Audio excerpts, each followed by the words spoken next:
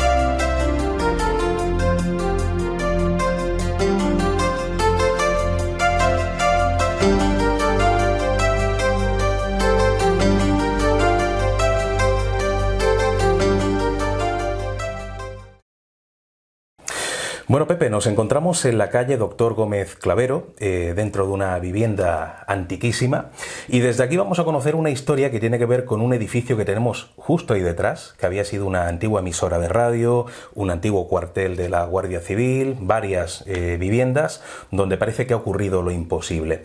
Pero toda esta historia se remonta a un accidente terrible, a un hecho luctuoso, que hay quien dice que puede estar relacionado con los fenómenos que luego han ocurrido, y que tienen que ver con el cuartel, con dos niños y con un revólver. ¿Cómo ocurrió aquello?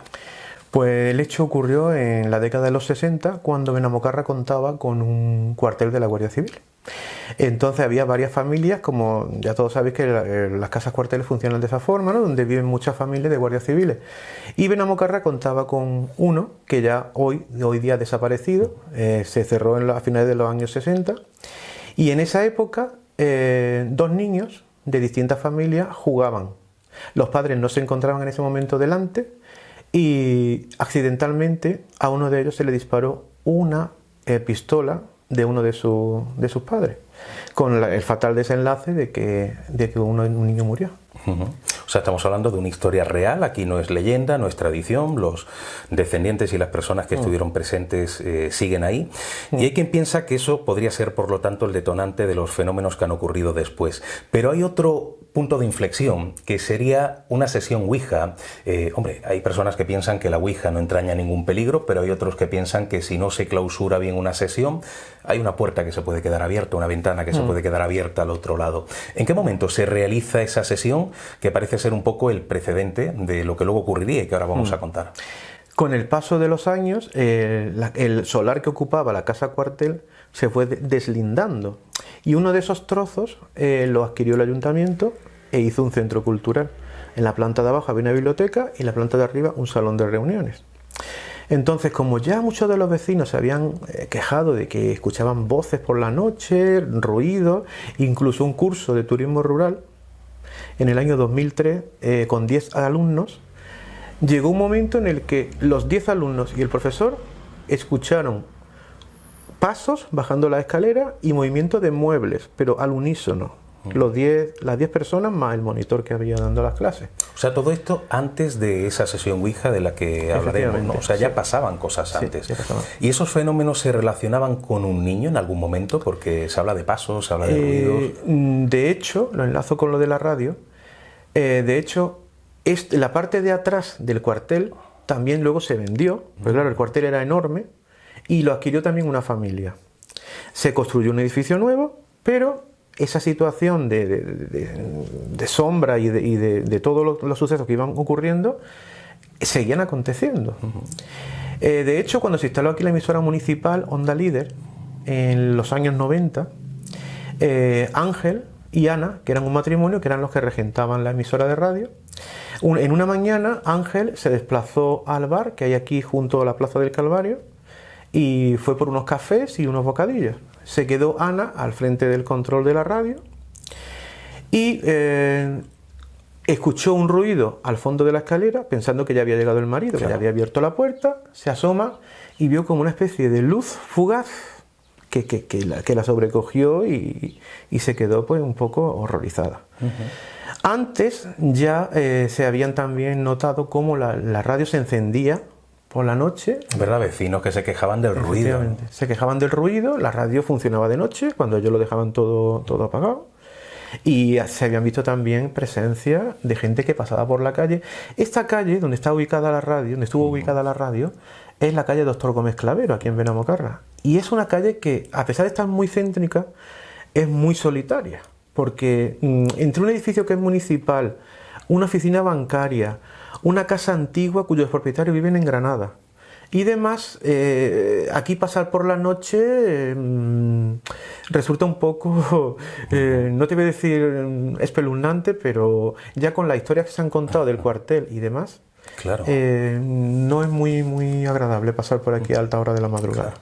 Ahora seguiremos conociendo historias que han ocurrido en todo lo que es la manzana. Parece que se ha extendido a todo el edificio y lo han vivido empleados de la emisora de radio, lo han vivido personas, como tú dices, en la biblioteca, vecinos que tienen su casa particular y también han vivido algunas experiencias curiosas. Pero ¿tú piensas que esa sesión Ouija que se realiza en un momento concreto magnifica o amplifica de alguna forma esa fenomenología? Yo creo que lo magnifica porque, de hecho, una de las personas que hizo la sesión Ouija fue una de las alumnas que asistía a ese curso de turismo rural que te estoy contando en el año 2003. Junto con otras 4 amigas y amigos, subieron a la segunda planta del edificio, que hay justo detrás de donde estamos hablando, de la zona que se deslindó del cuartel de la Guardia Civil original. Y bueno, el resultado de la Ouija aquella fue de un frío sobrecogedor, de salir corriendo, de una maldad que había allí porque que no era normal. ¿Tú personalmente has vivido algo dentro de la biblioteca? Yo personalmente formé parte de ese curso, ese famoso curso del año 2003, que fue durante todo el año 2003, y yo he oído varias veces los pasos. Algunos días pensaba, yo digo, parece que soy yo la única persona que lo escucho, pero no, es que llegó un momento en el que las 10 personas y el monitor, todos a la vez, nos quedamos callados como diciendo, lo estamos escuchando todos. No es una cosa que mi imaginación, es que se oía perfectamente movimiento de muebles y movimiento de pasos. Claro, ¿no? Y te preguntaba por eso porque es importante que esto no son habladurías, que tú has estado presente y lo has vivido. Yo recuerdo cuando vine hace muchos años a la emisora de radio, que ya no existe, pero como digo, tenemos aquí justo enfrente este edificio, tanto Ángel como su mujer me contaron multitud de cosas. O sea, había empleados que habían llegado a ver en la sala de estudio, en la sala de grabación, cómo se movía solo una silla, o sea, cómo se desplazaba completamente sola, ¿no? O sea que los fenómenos han sido constantes y muchos trabajadores y el propio Ángel han podido vivir algún otro tipo de fenómenos que han sido muy impactantes, ¿verdad? De hecho, el movimiento ese que tú dices, que tú comentas ahora de las sillas, yo lo asocio con lo que nosotros escuchábamos mañana sí, mañana no. Lo mismo. Con mucha frecuencia. Es que era casi, bueno, y porque el curso solo duraba durante la mañana. Tú imagínate, no sé si por la tarde hubiera habido alguna otra actividad allí o algo, lo mismo lo hubieran escuchado también. Seguramente. Ana, que era la mujer de Ángel, ¿no? Que eran los que tenían la radio en aquel momento, tenían la concesión de la licencia de radio aquí en Benamocarra, una vez contó que sintió cómo le palpaban el hombro, una mano, es que estaba como, se notaba cómo le palpaban el hombro, O sea, que no es solamente un acontecimiento, es que son una serie de encadenamientos de acontecimientos. Varios, claro. Además, Ana me explicó cómo nota la presión de la mano, incluso se gira y ve como una especie de mano de una persona anciana, era una mano oscura, arrugada, ¿no? O sea, que esa experiencia desde luego la marcó por completo. Es curioso cómo hay vecinos que también han vivido situaciones extrañas. Un vecino que vivía pared con pared, creo que recientemente fallecido, y él contaba cómo de noche no solamente escuchaba ruidos, sino que lo destapaban, notaba cómo lo tocaban. O sea, parece que se ha extendido, como digo, a todo lo que es el edificio, ¿no? ¿Esto sigue pasando hoy día? O sea, ¿es un sitio que está vacío, sigue estando habitado? La casa que tenemos aquí justo detrás, que es donde estaba la emisora de radio, sigue siendo es una propiedad privada, es una casa, está puesta en venta, pero no se consigue vender. Lleva ya, yo te diría que unos 15 años puesta en venta y es que no viene nadie ni a verla. Como si diera una especie de mal rollo, ¿no? A la gente que... Como un mal fario, algo raro, algo extraño. Mucha gente también dicen que cuando han pasado por aquí han visto como alguna sombra por dentro, como... Por las ventanas. Por las ventanas, porque esta casa a veces tiene los cristales abiertos, no sé, la familia viene, la ventila, y ha habido gente que dice que por la noche, no sé si ya es la sugestión, puede ser también, no lo sé, pero que han visto sombras. De hecho, la gente pasa por aquí por la noche, pero a toda velocidad. O sea, es como si de alguna manera esa presencia estuviera habitando todavía el enclave.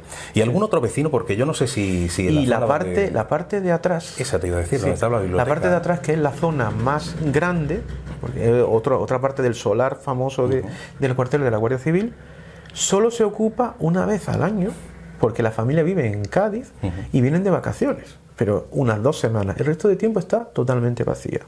Esa familia tampoco ha logrado ni vender la casa ni deshacerse de ella. Tampoco, curioso. O sea, no sé. Y será por curiosidad, será por casualidad, pero esta calle está prácticamente desértica.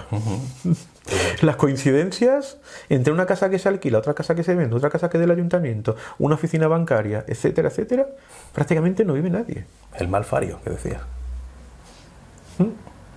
Es curioso, pero es real.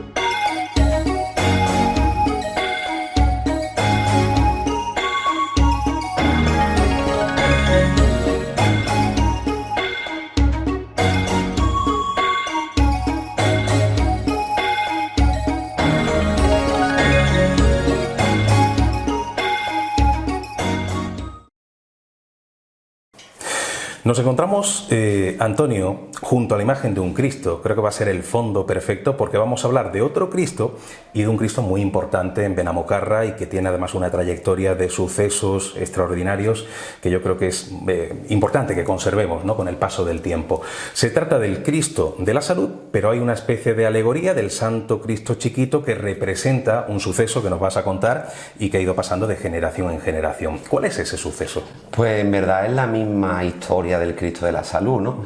Yo desde toda la vida, mis mayores, mis abuelos en la cultura del pueblo siempre nos han contado que el Cristo pues lo encontraron unos pescadores en las playas de Torre del Mar y al parecer pues Cristo no lo quería en Torre del Mar, aún pareciendo que era muy milagroso. Entonces el Cristo vino hacia el pueblo coincidiendo con la epidemia de cólera pues a principios del siglo XIX, 1800, a principios de 1800. Y el Cristo fue paseando por todas las calles del pueblo, puertas y ventanas abiertas, purificando, depurando y pues afortunadamente aquí pues la epidemia pues terminó. También es verdad que sirvió de frente natural el Cerro de las Aulas para cortar viento y demás, me cuentan los mayores también, pero esa es la historia. Entonces el Cristo pues una vez que digamos purifica el pueblo, pues pasa la noche en la iglesia, se cierra. Esto llegará de alguna forma oído a Torre del Mar y y quieren que el Cristo pues vuelva a Torre del Mar. Claro, reclamar lo que había reclaman aparecido en sus algo que en aguas. principio era suyo, porque estaba en sus aguas o porque... y deciden llevarse el Cristo. Entonces la iglesia pues está en una calle que desemboca en una pendiente, calle Fuente de la Cruz. Le cargan al Cristo en una carreta de bueyes con 2 bueyes, y eso es una cuesta empinada hacia abajo, y los bueyes se paran y no pueden tirar del Cristo. Le enganchan otra, ya son 4 bueyes, 2 yuntas de bueyes, y el Cristo pues no hay forma. Sin embargo, para arriba, cuesta para arriba, el Cristo iba embalado y para abajo no había forma, O sea, era como al separarse de Benamocarra fuera adquiriendo peso, no se quería ir del pueblo. irse, por lo tanto pesaba más, y el camino contrario, que era encima cuesta Se arriba, hacía el como... pesado. Cuando llegaba a la fuera de Benamocarra, la Fuente de la Cruz, no sé si realmente la calle, ahí habría una fuente, pero no sé si tiene que ver con la historia o no. Lo que sí es cierto es que a la entrada de Benamocarra hay un pequeño capillita, templete, donde hay un Santo Cristo chiquito, que nos recuerda que ahí es donde ya el Cristo no quería seguir caminando. Y un poquito más arriba también se puede ver un poco la leyenda. Entiendo que aquello provocó que el Cristo, por lo tanto, se quedara en Benamocarra. El Cristo se quedó con nosotros y ya no se hizo desde ninguna reclamación por parte desde de entonces nadie. Nuestro queridísimo patrón, y yo creo que creyente y no creyente, su Cristo está por delante. Cualquier benamocarreño, aunque no crea, mira, se me ponen los vellos de punta. No sé, es algo que es de lo poco que tiene unido a todo el pueblo, el Cristo de la Salud.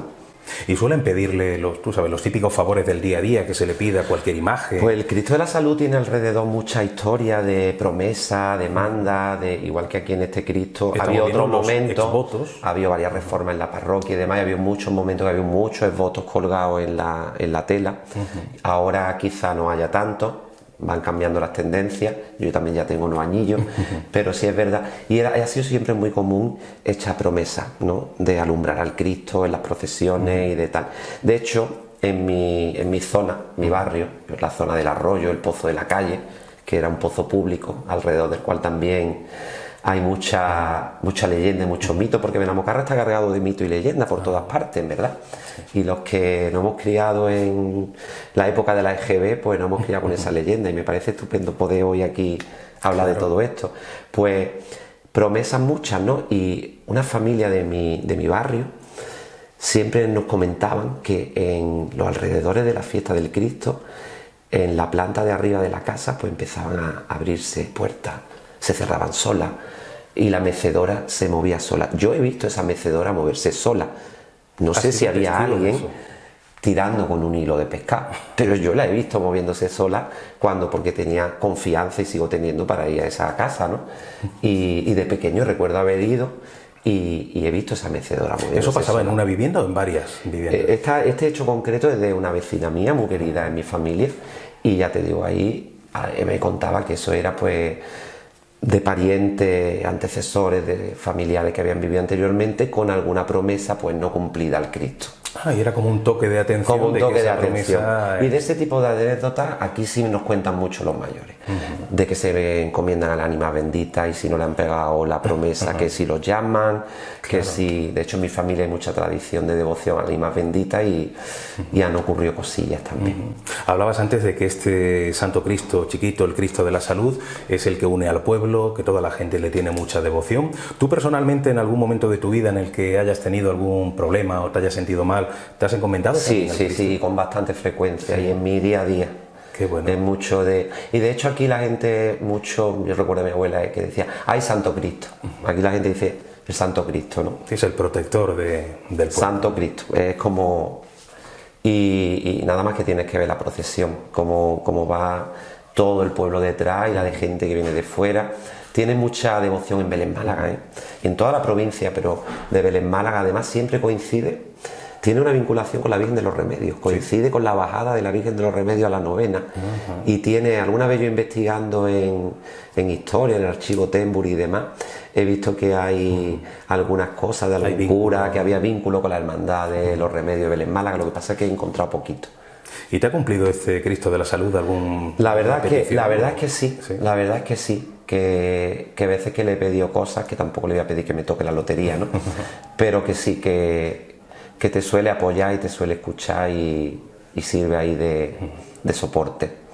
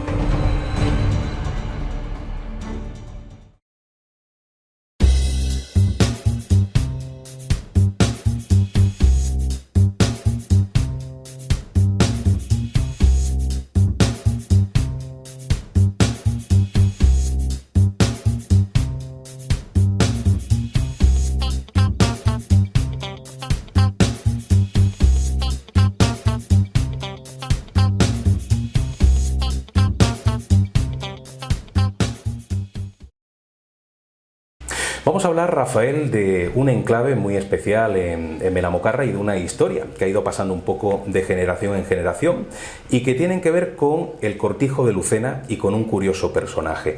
Pero ante todo, vamos a ubicarnos un poco. ¿Dónde se encuentra este cortijo? ¿Dónde ocurre esta historia y se convierte, por lo tanto, en un escenario muy especial? El Cortijo Lucena se encuentra a unos 2,5 kilómetros de Benamocarra. ¿Del casco histórico? Sí. Y a unos 2 kilómetros de Vélez, Málaga. Está el Cortijo Lucena en lo alto de una colina, mirando hacia Vélez, Málaga. Y un cortijo muy bonito, sí. Sí, sí, desde luego la zona en la que está es una zona sí, muy especial. Y vamos a hacer un viaje en el tiempo a mediados del siglo XIX, porque parece que en un momento determinado aparece un curioso personaje. ¿Quién era exactamente este hombre? Y físicamente no sé si lo podemos casi describir. Bueno, eso según contaban la familia del Cortijo, que se lo contaron a mi abuelo, y decían que pasaba por allí un mendigo, como muchos que pasaban, pero ese tenía mucha confianza a aquellos matrimonios del Cortijo, y entonces le dijo ese matrimonio, dice, ahora viene la fiesta del Cristo y no podemos ir a la fiesta porque no vamos a dejar el Cortijo solo. Entonces le contestó el mendigo que por él no había problema, que si quería, él se quedaba. Que se quedaba. Ajá. Se quedaba en el Cortijo y entonces así lo hicieron. Se fueron ese matrimonio a la fiesta del Cristo, a Benamocarra, y él se quedó allí en el Cortijo, y por la mañana cuando ya se levantaron, pues le dijo, cuando salía por la puerta, le dijo a ese matrimonio que gastaran cuidado con esa prenda que ahí se quedaba. Entonces, ¿qué será? Entonces a la intriga empezaron a buscar y a mirar y se dieron cuenta que en la pared estaba el Cristo. ¿Una pintura? Sí, ese Cristo pintado en la pared. Al paso de los años se ha ido fosfando porque eran casas antiguas, esas de barro y piedra, la cal se despegaba y se fosfaba y se caía, pero lo que era ese cuadro del Cristo, ahí nunca llegó a esconcharse la pared. Era como si estuviera envuelto en una especie, ¿no? Envuelto en un halo de magia, sí, una protección especial. Se caía los esconchones del blanqueo y ahí no llegaba. Salvo esa parte. Esa parte se quedaba ahí intacta. Me imagino que ante un suceso de esta magnitud, o sea, algo que incluso no tiene explicación científica, ¿no? El hecho de que se estropee toda la pared, exceptuando aquello, supongo que eso iría creando una devoción en torno a este Cristo, que recibe además el nombre de Cristo de Lucena, un poco en homenaje a la familia, pero ¿la gente iba a pedirle favores? Bueno, eso ya no sé. Si iban, no lo sé yo. Pero la familia lo ha conservado, o sea, sigue existiendo ese Cristo. Sí. Y yo no sé si en algún momento la propia familia actualmente o en décadas anteriores se ha encomendado alguna vez al Cristo o le han pedido algún tipo de favor, porque es un elemento importante. Sí, porque una amiga de una sobrina mía que vive por esa parte de Cádiz, pues se lo comentó a ella, el santo que había ahí en el cortillo, y dice, y eso es de mi tío, que no hay problema, que te lo enseña. Y vino un día, me llamó y fui yo, y se lo estuvo viendo. La muchacha la dejamos sola allí dentro, estuvo rezando y pidiendo lo que fuera, que luego al poco tiempo me dijo mi sobrina que le había concedido lo que ella le pidió. O sea, estamos viendo una serie de interrogantes que son interesantes. El primero, ¿de dónde saca las pinturas ese mendigo? O sea, el mendigo aparece de la nada y de pronto ha conseguido pintar algo que es casi una obra de arte, ¿no? Luego el hecho de que ese trozo de pared se haya conservado de manera idéntica, en perfecto estado. Incluso había quien decía, yo no sé si esto es cierto o si conoces, si puedes verificarlo, que el rostro de ese Cristo era muy parecido al rostro del mendigo. Eso por lo menos lo que se contaba a nivel popular. Con lo cual todos estos interrogantes lo han convertido en un Cristo muy especial. Como tú comentabas, hay personas que le han tenido cierta devoción, pero hay un pasaje importante, que es cuando ese Cristo parece que, supongo que para intentar conservarlo, hay alguien que pinta encima, que le echa una capa de pintura que recientemente se ha quitado y ha aparecido el Cristo originario y ha sido toda una sorpresa, ¿verdad? Sí. Es verdad que sí. Entonces me imagino que ahora la gente, bueno, no sé si esta historia ha resucitado, porque el hecho de que se le haya quitado la capa de pintura y aparezca un Cristo que es del siglo XIX y con todos los enigmas que tiene a sus espaldas, no sé si eso ha hecho que se haya extendido un poquito más pues la historia de que ese Cristo está allí. O sea, no sé si a pie de calle en el pueblo la gente lo sigue conociendo. Sí. Sí, ya vaya, que allí han ido ya una pila de gente a verlo. ¿Que va a visitarlo? Sí. Ajá. Y se quedan asombrados. Claro que los años que lleva ya pintado y que se conserve también. ¿Tú crees en el poder de ese Cristo? ¿Crees que realmente tiene algo especial que puede? Yo sí. Yo sí. ¿Le has pedido algo alguna vez? Yo sí. ¿Y te lo ha cumplido? Me la ha concedido. Bueno, curioso. Curiosa la historia de ese extraño mendigo que un día aparece en una finca y deja una pintura en una pared.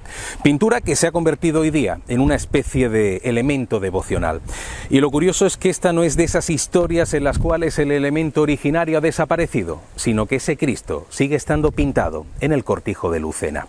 Nos vemos en una próxima edición de Málaga Misteriosa. Un fuerte abrazo, amigos.